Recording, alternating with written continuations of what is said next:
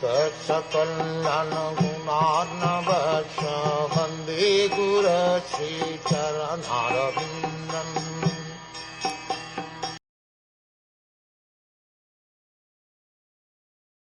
One should not go to anyone's house, even on the consideration of his being a relative or a friend, when the man is disturbed in his mind and looks upon the guest with raised eyebrows and angry eyes.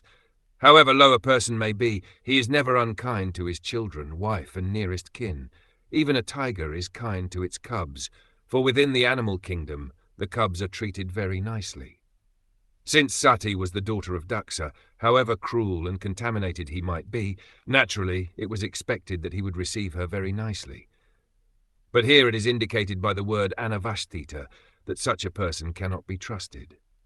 Tigers are very kind to their cubs, but it is also known that sometimes they eat them.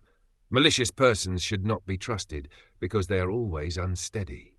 Thus Sati was advised not to go to her father's house because to accept such a father as a relative and to go to his house without being properly invited was not suitable.